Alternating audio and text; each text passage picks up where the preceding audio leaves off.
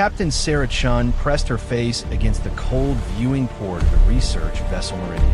Below them, the alien world of Kepler. 442b stretched endlessly, its crimson surface scarred by ancient impact craters and strange geometric patterns that defied explanation. She had been staring at those patterns for 3 days now, trying to make sense of what her team had discovered. "Captain," called Dr. Marcus Webb from across the bridge, his voice tight with excitement and fear. "You need to see this. The scans are complete." Sarah turned away from the viewport, her reflection briefly visible in the reinforced glass. Tired eyes, graying hair pulled back in a regulation bun, and the deep lines that came from 20 years of deep space exploration. She walked over to the main display, where Webb stood hunched over a holographic projection of their discovery. The image showed a massive structure buried beneath the planet's surface. It was enormous, easily the size of a small city, and clearly artificial. The architecture was unlike anything in human records or from any of the 12 known alien civilizations they had encountered. Smooth, flowing lines curved impossibly through three-dimensional space, creating patterns that hurt to look at for too long. "How deep?" Sarah asked, though she suspected she already knew the answer would be troubling. 2 kilometers down," Webb replied, adjusting his thick glasses. "But here's the strange part. The surrounding rock shows signs of being deliberately placed. This isn't natural burial from geological processes. Someone or something intentionally covered this structure." Sarah studied the hologram, rotating it with a gesture. The building, if that's what it was, seemed to pulse with a faint energy signature that their sensors could barely detect. "Any idea how old?" "Conservative estimate? 50,000 years. Maybe older." Webb paused, then added quietly, "Captain, there's something else. We're picking up life signs from inside." The bridge fell silent except for the steady hum of the ship's systems. Sarah felt a chill run down her spine. In all their years of exploration, they had never found anything still alive from ancient civilizations. Ruins, yes. Technology, occasionally. But never living beings that had survived for millennia. "Are you certain?" she asked. Webb nodded grimly. "The readings are faint but consistent.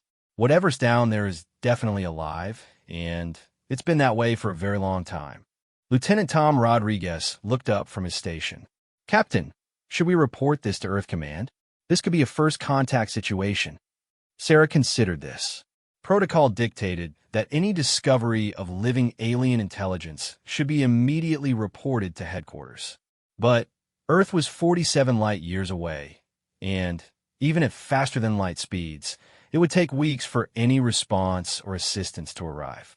Meanwhile, they had possibly the greatest archaeological discovery in human history sitting right beneath them. "Not yet," she decided. "We need more information first.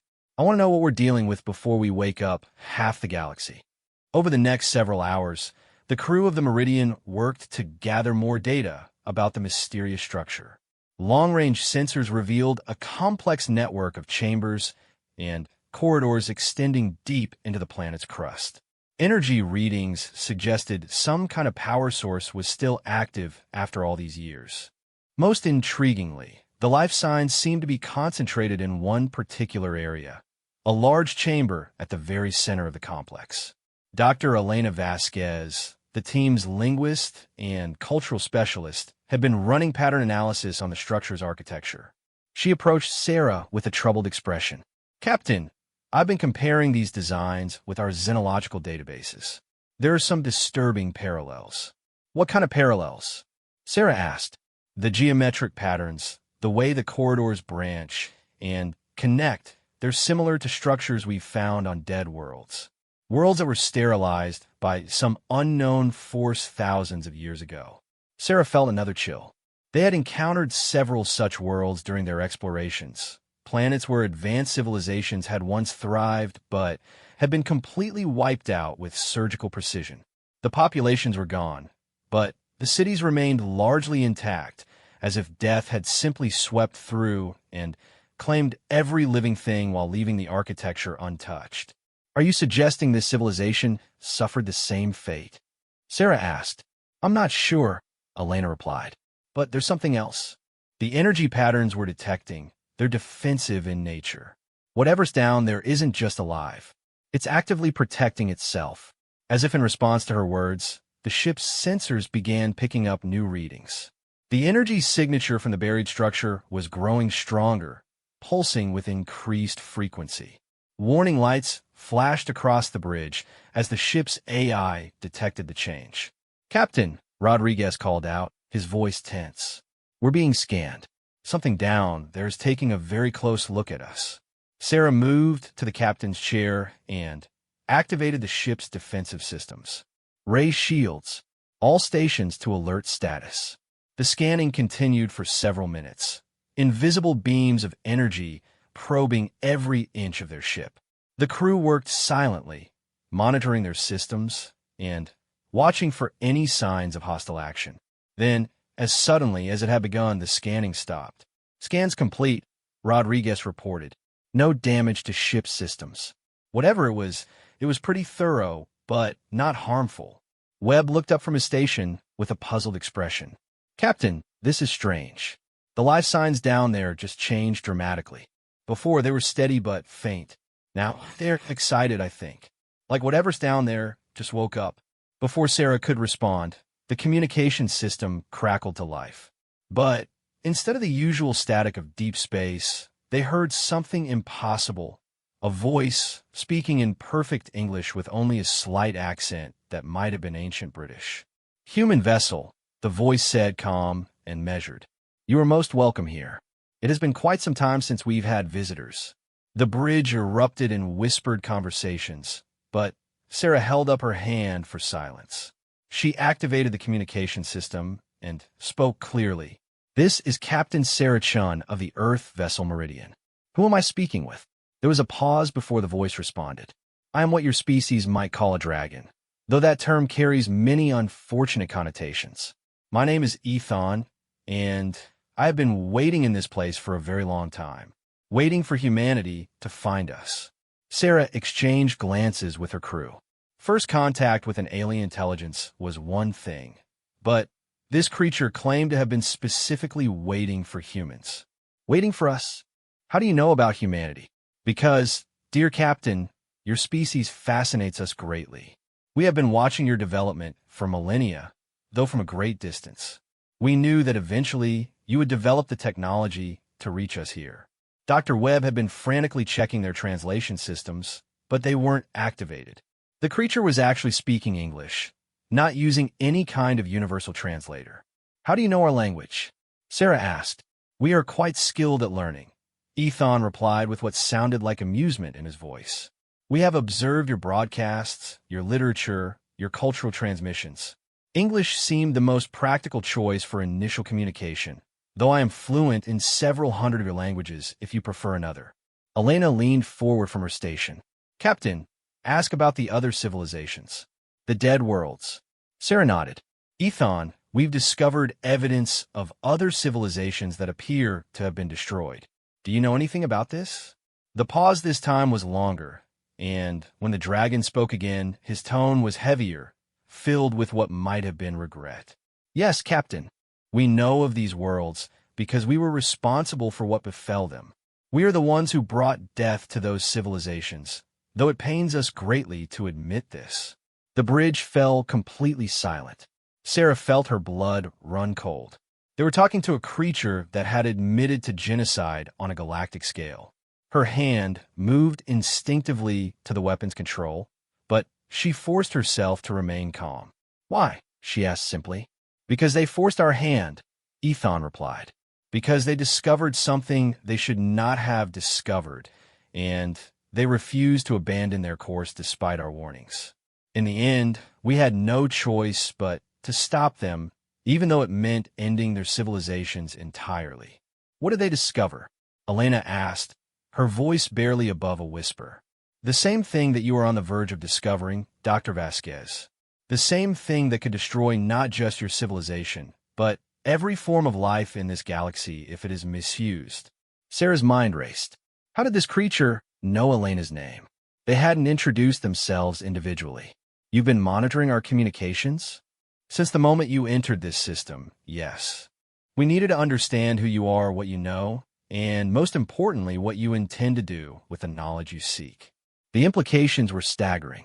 This dragon, this ancient being, had technology advanced enough to intercept and decode their secured communications in real time. If he was hostile, they would already be dead. What knowledge? Sarah asked. What are you talking about? Come down to the surface, Captain Chun. Bring your senior staff. There are things that must be shown rather than explained, and time is more precious than you realize. Rodriguez shook his head vigorously. Captain, this could be a trap. We have no idea what this creature is capable of. A trap. Ethan's voice carried a note of sad amusement. My dear Lieutenant Rodriguez, if I meant you harm, your ship would already be nothing more than dispersed atoms. We possess weapons that could unmake your entire solar system with a thought. If we are speaking, it is because I choose to speak, not because I lack alternatives. The casual way he mentioned such devastating power sent shivers through the crew. Sarah realized they were completely at this being's mercy and had been from the moment they'd arrived. Why should we trust you? She asked. Because, Captain, we have spent 50,000 years in self-imposed exile, waiting for a species to emerge that might be worthy of the knowledge we protect. We have watched civilizations rise and fall, seen the rise of intelligence and the inevitable corruption that follows. Humanity is different. You show promise that the others did not. What kind of promise? You explore not for conquest, but for knowledge. You risk your lives to help others, even those you have never met. Your species produces individuals who will sacrifice everything for principles that benefit strangers. These are rare qualities in the galaxy. Sarah looked around at her crew, good people who had volunteered for a dangerous mission simply because they believed in the value of discovery. Webb, who had spent his life studying alien cultures with genuine respect and curiosity.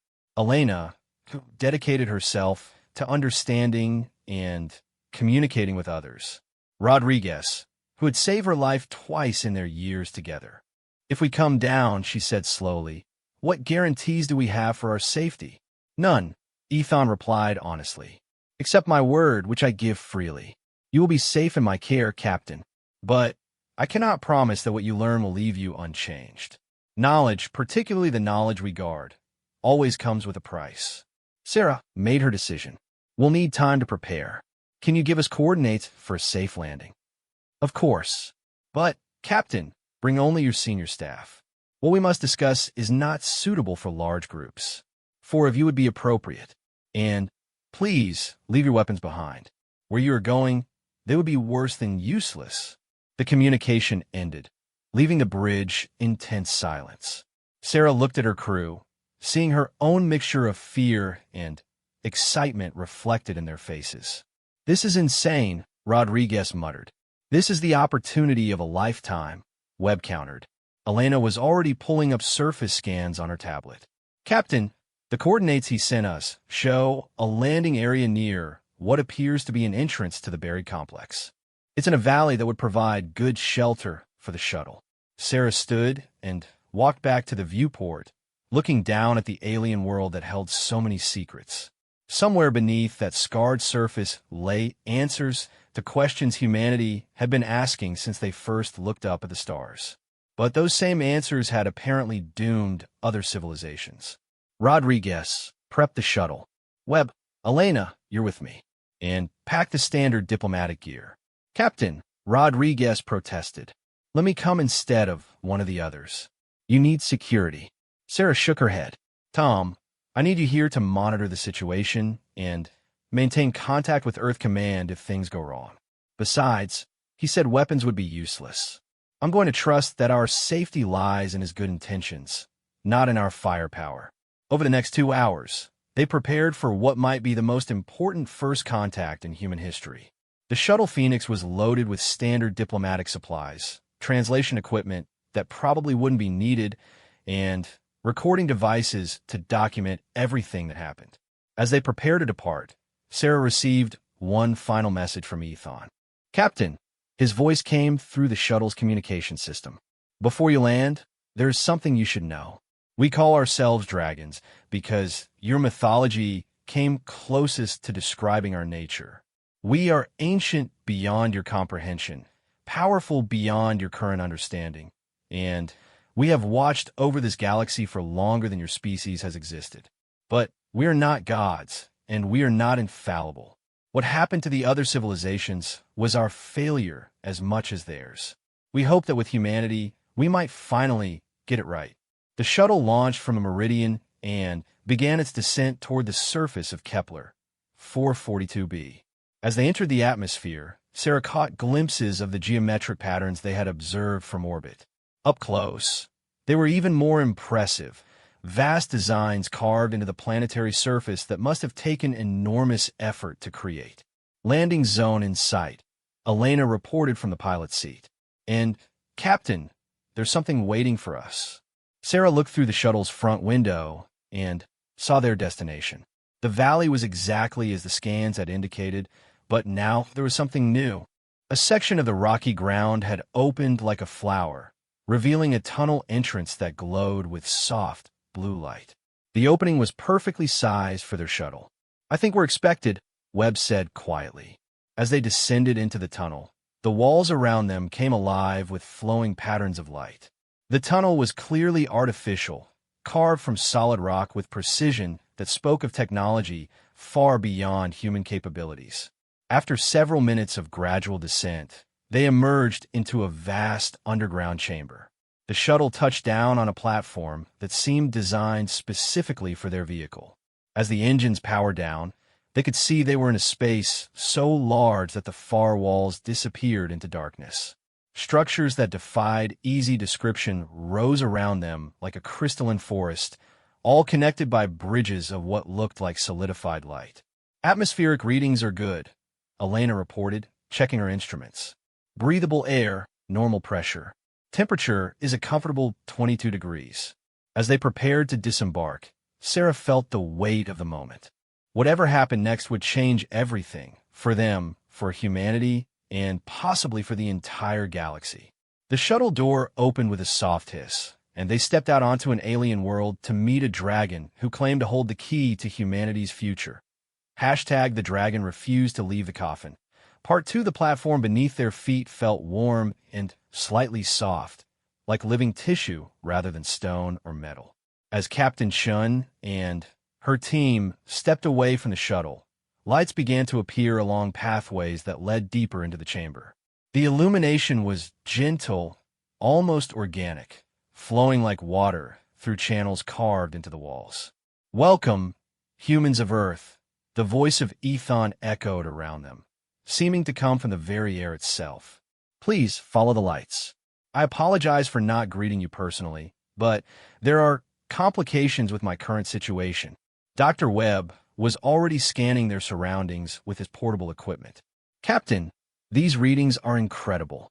The entire structure appears to be grown rather than built. It's like we're inside a living organism." "In a sense, you are," Ethon's voice replied. "What you see around you is a fusion of technology and biology that your species has not yet developed. The structure responds to thought and intention as much as to physical commands." They followed the lighted path through passages that curved and branched like arteries. The walls were smooth and warm to the touch, with veins of light pulsing gently beneath the surface. Elena ran her fingers along the wall and gasped. "Captain, I can feel it. It's alive. This entire complex is some kind of massive living structure." "Impressive, isn't it?" Ethon said. "This was built by the architects, the first truly advanced civilization this galaxy produced. They created it as a refuge, a place where important knowledge could be preserved even if their own civilization fell." "What happened to them?" Sarah asked as they walked deeper into the complex. "They were the first to discover what we now guard. They were also the first to refuse our warning about the dangers. We try to reason with them, try to show them what their discovery could lead to. But they were convinced they could control it, use it responsibly. They were wrong. The path led them to a circular chamber with a high, domed ceiling. The walls were covered with what looked like writing, but the symbols shifted and changed as they watched, rearranging themselves into new patterns. This is the archive, Ethan explained. Every piece of knowledge we have gathered over 50 millennia is stored here. The history of 1,000 civilizations, the rise and fall of empires, the mistakes that led to extinction. All of it preserved so that perhaps, someday, a species would emerge that could learn from these failures. Webb was practically vibrating with excitement. This is incredible. The scientific value alone, we could learn so much. Yes, Ethan agreed, but his tone was cautious. Knowledge is indeed powerful, but power without wisdom is the path to destruction. This is why we have remained hidden for so long. This is why we had to stop the others. They continued through the archive, passing chambers filled with crystalline structures that hummed with stored information. Elena noticed that the symbols on the walls seemed to respond to their presence, becoming clearer and more distinct as they approached. The archive is reacting to you, Ethan observed. It recognizes your neural patterns as curious rather than acquisitive. This is a good sign. The others who came before you, the archive recoiled from their thoughts. What exactly are we walking toward? Sarah asked, though part of her wasn't sure she wanted to know the answer. The center of the complex, where I have remained for 50,000 years, where the Guardian waits. The path began to slope downward, leading them deeper into the structure. The air grew warmer, and they could feel a subtle vibration through the floor like a massive heartbeat. After 20 minutes of walking, they emerged into a chamber so vast that their lights could not reach the far walls. In the center of the chamber stood a structure that took their breath away. It was a massive crystalline coffin, easily 50 meters long and 20 meters wide, glowing with an internal light that pulsed in a slow, steady rhythm. The crystal was perfectly transparent, and inside they could see the form of something that could only be described as a dragon. The creature was magnificent and terrible to behold. Its scales shifted between deep blue and silver, each one the size of a dinner plate. Its head was larger than their entire shuttle, with eyes closed in what might have been sleep. Wings were folded along its sides, and, even in repose, the being radiated power that made the air itself feel heavy. "Behold, Ethan," the voice said, though the dragon in the coffin remained motionless. Guardian of the last secret, keeper of the final knowledge, and prisoner of his own duty. Sarah stared at the massive form in confusion. "But we've been talking to you." "How?" "You have been speaking with my echo," the voice replied. "A fragment of consciousness that I projected to communicate with you. My true self has been sealed in this chamber for 50 millennia, maintaining a vigil that cannot be broken." Webb approached the crystal coffin cautiously, his scanner forgotten in his hand. "Why? Why seal yourself away like this?" "Because someone must guard what lies beyond that door," the echo replied. As it spoke, lights illuminated a section of the chamber they hadn't noticed before. There, carved into the living rock of the chamber wall, was a doorway sealed with symbols that seemed to writhe and move when looked at directly. "What's behind the door?" Elena asked, though her voice was barely a whisper. The echo's tone became heavy with the weight of ages. "The thing that the architects discovered. The thing that every advanced civilization eventually finds when they push the boundaries of science far enough. The source of ultimate power and ultimate destruction." Sarah felt a chill that had nothing to do with the temperature. "What is it?" "Your species has myths about it. You call it different names in different cultures. Pandora's box, the forbidden fruit, the fire of the gods. But what it truly is the fundamental code that underlies reality itself. The source code of the universe." The implications hit Sarah like a physical blow. "You're talking about the ability to rewrite the laws of physics?" "Among other things, yes. The power to create and destroy on a cosmic scale, to reshape matter and energy at the quantum level, to bring entire species into existence or erase them from reality as if they had never been. It is the ultimate tool and the ultimate weapon." Webb had gone pale. "No wonder you sealed it away. That kind of power corrupts absolutely," the echo finished. Every civilization that has found it has convinced itself that it could use such power responsibly. Every single one has been wrong. The architects thought they could use it to create perfect worlds. Instead, they created a weapon that could unmake reality itself. The hegemony thought they could use it to eliminate suffering by controlling every aspect of existence. They nearly succeeded in turning the entire galaxy into a lifeless void. The collective believed they could use it to achieve universal harmony by merging all consciousness into one.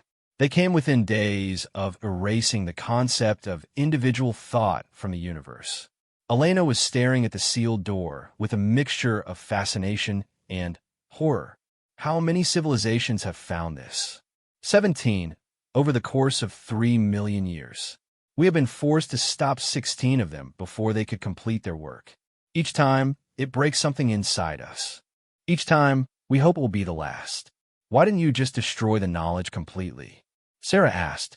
The echo was quiet for a long moment. Because it cannot be destroyed. The knowledge exists whether we acknowledge it or not. It is woven into the fabric of reality itself. Any sufficiently advanced civilization will eventually discover it. The only choice is whether they discover it prepared or unprepared. And you think humanity might be different? We hope so. Your species shows qualities we have not seen in the others.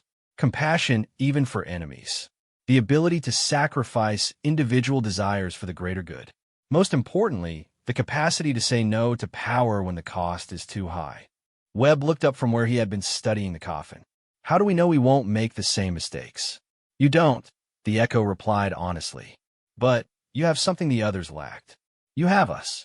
We can guide you, teach you, help you understand not just the knowledge itself, but the responsibility that comes with it. Sarah walked closer to the crystal coffin, studying the massive form within. If we agree to learn from you, what happens to him? Does Ethan stay locked in there forever? That depends on you, Captain Shun. I sealed myself in this chamber as a failsafe.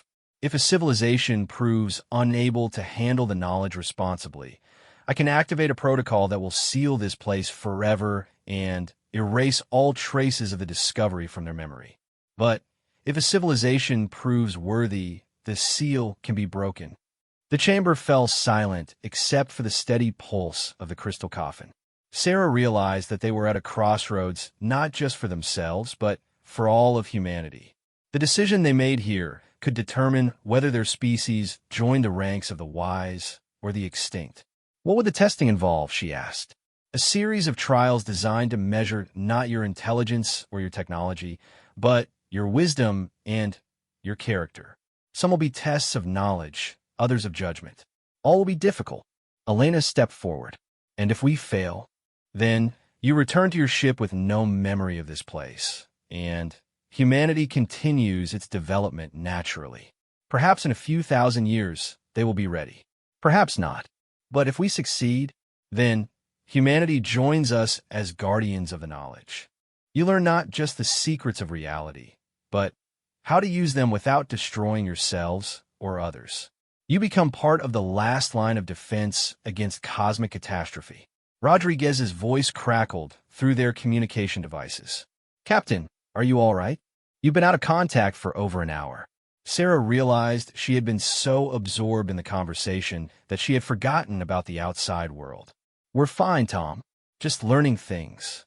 She looked at her team, seeing the same mixture of excitement and fear in their eyes that she felt in her heart. This was what they had trained for, what they had dreamed of, contact with advanced alien intelligence. But it came with responsibilities they had never imagined. I need to confer with my team, she told the Echo. Of course. Take all the time you need. Time moves differently in this place. What seems like hours here will be mere minutes in your world above. Sarah gathered Webb and Elena near the shuttle. Opinions. Webb spoke first.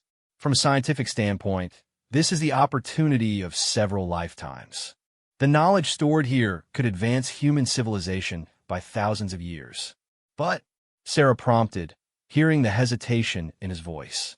But I keep thinking about those other civilizations.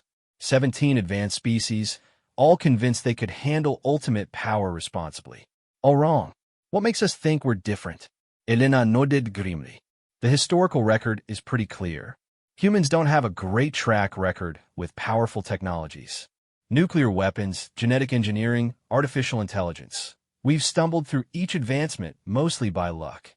On the other hand, Webb countered, we're also the species that created international humanitarian law that sends aid to strangers in distant countries, that produces people willing to die for abstract principles like freedom and justice. Sarah found herself thinking about humanity's history, the wars and atrocities, but also the acts of incredible compassion and sacrifice. The doctors who fought disease in remote villages, the soldiers who risked their lives to save civilians, the scientists who shared their discoveries freely with the world. There's another factor to consider, she said slowly. If we walk away from this, some other human expedition will eventually find this place. Maybe next year, maybe next century, and they might not have Ethan's guidance. They might just break down the door and take the knowledge without understanding the consequences. This sobered them all. The reality was that humanity was already on a path toward discovering these secrets. The question was whether they would discover them with wisdom or without it. I say we try, Elena said finally. Not because I think we'll definitely succeed, but because I think we have to. This knowledge is out there waiting to be found. Better that we find it with guidance than someone else finds it without. Webb nodded reluctantly. I agree. And honestly, the chance to learn from a civilization this advanced, we might gain the wisdom we need along the way. Sarah made her decision. She walked back toward the crystal coffin where the echo waited. We'll take your trials, she said. All of us understand the risks, and we accept them. Are you certain, Captain? Once we begin, you cannot change your minds.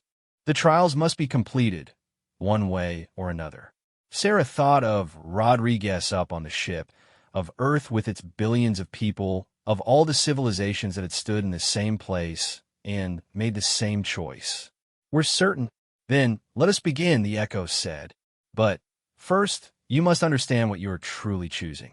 Come, I will show you the history of the others who stood where you stand now. The walls of the chamber began to glow, and images formed in the air around them. They saw the rise and fall of civilizations across the galaxy, the moment when each species discovered the ultimate knowledge, and the terrible consequences that followed. As the images played out, Sarah felt the weight of responsibility settling on her shoulders like a heavy cloak. They were about to undergo trials that would determine not just their own fate, but the future of human civilization. The first trial was about to begin. The dragon refused to leave the coffin. Part 3, the chamber transformed around them as the echo began to show them the history of those who had come before. The walls became transparent, revealing scenes from across the galaxy and throughout time. Sarah and her team found themselves standing in the middle of a holographic recreation that felt completely real. Behold the architects, Ethan's echo said as figures appeared around them. The beings were tall and graceful with elongated limbs and faces that held an otherworldly beauty. Their technology was seamlessly integrated into their bodies, making them part organic, part machine. They were the first to achieve true mastery over matter and energy. They could reshape worlds with a thought, create life from nothingness. The scene showed architect cities floating in space, connected by bridges of crystallized light. Their civilization was magnificent beyond anything humanity had ever imagined.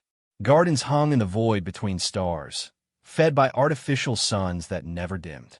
They discovered the fundamental code by accident, the echo continued, while attempting to create a perfect synthesis between organic life and quantum mechanics. When they realized what they had found, they believed they could use it to eliminate all suffering in the galaxy. The scene shifted to show the architects working with a mysterious power. Reality bent around them as they experimented, creating impossible structures and beings that defied the normal laws of physics. At first, their work seemed beneficial. Worlds were transformed into paradises, diseases were eliminated at the quantum level, even death became optional. But perfection, they discovered, was not perfect, Ethan said sadly. When you eliminate all challenges, all growth stops. When you remove all possibility of failure, you also remove all possibility of achievement. Their perfect worlds became prisons of eternal stagnation. Dr. Webb watched in fascination and horror as the architect's civilization began to crumble. Their people, having achieved everything they could possibly want, lost all motivation. They stood motionless in their perfect gardens, staring at perfect skies, slowly losing their minds from the absolute predictability of existence. They tried to correct their mistake, the Echo explained. They attempted to reintroduce challenge and unpredictability. But by then, they had altered the fundamental structure of their portion of reality. The changes they made created cascading failures that spread like a virus through space-time itself. The final scene showed worlds simply ceasing to exist as the quantum error spread. Not destroyed or transformed, simply erased from reality as if they had never been.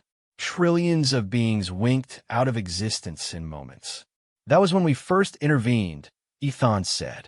We managed to contain the damage, but only by sacrificing our own physical forms. We became beings of pure consciousness, able to manipulate the damaged reality, but no longer able to truly live within it. The chamber returned to its normal state, but the weight of what they had seen pressed down on the human crew. Elena was pale, her hands shaking slightly. How many people died? Approximately 40 billion, spread across 300 worlds, the Echo replied matter-of-factly. But death was not the worst part. The worst part was that they ceased to have ever existed. Their contributions to the galaxy, their art, their love, their dreams, all of it was erased. Only we remember them now. Sarah felt sick, and this happened 16 more times. Each civilization believed they were different.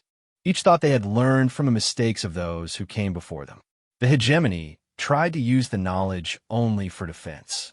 The collective sought to use it only for unity. The Shapers wanted only to heal broken worlds. All had noble goals. All failed catastrophically. Webb looked toward the sealed door. What exactly is behind there? What form does this knowledge take? It is not an object or a device, Ethan explained. It is pure information, the mathematical description of reality's source code. Once understood, it can be applied through focused consciousness. No tools are required, no technology needed. Thought becomes reality, will becomes law. The implications terrified Sarah. A power that required no external apparatus, that could be used by anyone who understood it. No wonder it had proven impossible to control. You said there would be trials, Elena said, her voice steadier than Sarah expected. What do they test? The first trial tests wisdom, your ability to recognize the difference between what you can do and what you should do. The second tests compassion, whether you would sacrifice personal gain for the welfare of others. The third tests humility, whether you can admit when you are wrong and change course. The fourth tests courage, whether you will act according to your principles even when the cost is high. And the fifth, Sarah asked, though she suspected she knew the answer. The fifth tests whether you have the strength to say no to ultimate power when it is offered freely. The Echo paused, then continued. Of the 17 civilizations that have taken these trials, 3 passed the first trial. 1 passed the second. None have ever passed the third. The silence that followed was heavy with the weight of history. Sarah realized they were facing tests that had defeated every advanced civilization in the galaxy. The odds were not encouraging. If none have passed the third trial, Webb asked, how do you know what the fourth and fifth trials involve? Because I designed all 5 trials, Ethan replied. I hoped that someday a species would emerge that could pass them all. You are that hope, perhaps the last hope. If humanity fails, we will seal this knowledge permanently and accept that some things are simply too dangerous to exist. Elena stood up straighter. Then let's begin. What's the first trial? The chamber around them began to shift again, but this time instead of showing history, it was creating a new reality. They found themselves standing in what appeared to be a human colony world. But something was wrong. The people they could see in the distance were moving slowly, mechanically, without the spark of true consciousness. This is a simulation, Ethan explained, but one based on real events. A human colony ship will reach this world in approximately 50 years. The colonists will establish a thriving settlement, but a plague will sweep through the population, killing 90% of them, and leaving the survivors with severe brain damage. Sarah looked around at the simulated colony with growing horror. She could see children among the affected, their eyes vacant and staring. However, Ethan continued, with the knowledge behind that door, you could prevent this tragedy. You could alter the quantum structure of the plague virus before it develops, ensure it never becomes lethal. The colonists would live full, healthy lives. That sounds like the right thing to do, Elena said carefully. Does it? Ethan asked. Let me show you what happens if the plague is prevented. The scene shifted, showing the same colony world, but 50 years later. The population had grown enormously, expanding across the continent with no natural checks on their development. The ecosystem was collapsing under the pressure of human activity. Without the tragedy to unite them and teach them the fragility of life, the colonists become careless with their environment. They strip mine the planet, pollute the oceans, drive indigenous species to extinction. In another 100 years, the world is a lifeless rock. The scene shifted again, showing a different timeline. But if the plague occurs as it naturally would, the survivors learn hard lessons about the preciousness of life. They develop sustainable technologies, work in harmony with the local ecosystem. The colony becomes a model for responsible expansion that influences human development throughout the galaxy. Webb stared at the contrasting timelines. So the plague that kills 90% of the colonists actually saves the planet and influences the development of the species? Precisely, Ethan confirmed. This is the wisdom trial. Power without wisdom leads to action without consideration of consequences. Every use of ultimate power creates ripples that spread through time and space in ways that cannot be predicted. Sarah felt the weight of the choice. She could prevent a terrible tragedy, save thousands of lives. But doing so might lead to an even greater tragedy later. How can we possibly make decisions with consequences this complex? That is exactly the question the other civilizations failed to ask, Ethan replied. They assumed that because they could see one level of consequences, they understood all consequences. They used their power based on incomplete knowledge, convinced they were doing good. Elena walked through the simulation, studying the two timelines. So the correct answer is to do nothing? Let the tragedy happen. There is no correct answer, Ethan said. That is the point. Ultimate power forces you to make decisions with insufficient information and live with consequences you cannot predict. The wisdom lies in recognizing the limits of your knowledge and the danger of action. Webb looked up from his examination of the simulated colony. We choose not to act. We let events unfold naturally, even knowing that thousands will die when you could save them. Ethan pressed. The pressure was enormous. Sarah could feel the pull to use the power, to save lives, and prevent suffering. But she also understood the deeper lesson. We can't base decisions about cosmic-level power on single data points. The responsibility is too great. Correct, Ethan said, and the simulation faded away. You have passed the first trial. You understand that wisdom means recognizing the limits of your knowledge and the danger of acting without complete understanding. The chamber reformed around them, but now it showed a different scene. This time they were standing in what appeared to be Earth's United Nations building. The chamber was filled with representatives from around the globe, all focused on a central figure who looked exactly like Dr. Elena Vasquez. The second trial, Ethan announced, tests compassion and selflessness. Dr. Vasquez stepped forward. Elena approached the center of the chamber with obvious nervousness. What I need to do? Simply make a choice, Ethan replied. In this simulation, you have returned to Earth with the knowledge from this place. You are the only human who understands how to use this power. The leaders of Earth are gathered here to offer you anything you desire in exchange for using that power to solve humanity's problems. The simulated world leaders began to speak, their voices overlapping in a chorus of offers. Elena Vasquez, name your price. Anything you want can be yours. Wealth beyond imagination. Power over nations. Immortality for yourself and your family. Anything at all. Elena looked around at the eager faces surrounding her. What exactly are they asking me to do? Use the knowledge to eliminate poverty, disease, and want from Earth, Ethan explained. Transform the planet into a paradise where no one suffers.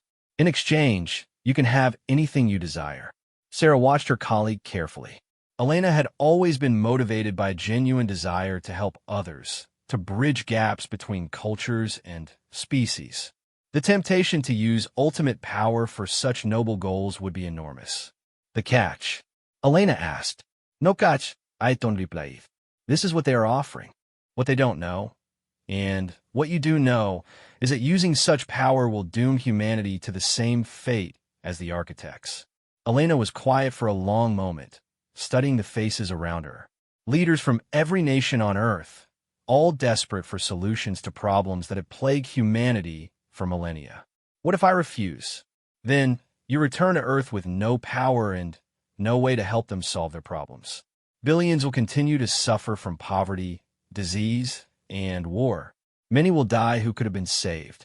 The weight of the choice was staggering.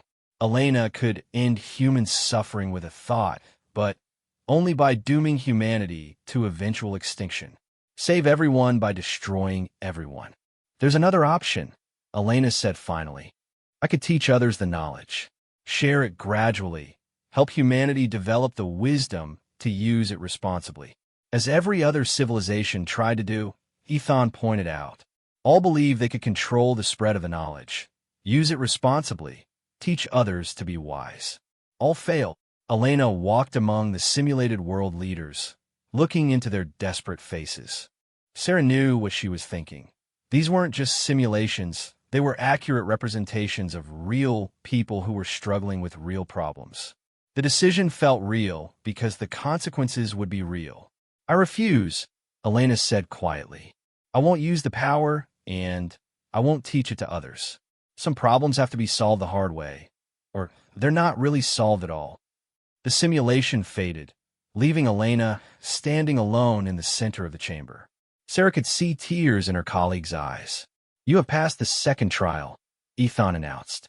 You chose the welfare of your species over immediate gratification, even knowing that your choice would mean continued suffering for those you could have helped. Elena wiped her eyes and rejoined the group. That was the hardest decision I've ever made. The third trial will be harder still, Ethan warned. This one tests humility, whether you can admit when you're fundamentally wrong about something you hold dear. The chamber began to shift again, and Sarah steeled herself for whatever challenge was coming next. They had passed 2 trials that had defeated most civilizations. But the third trial had never been passed by anyone.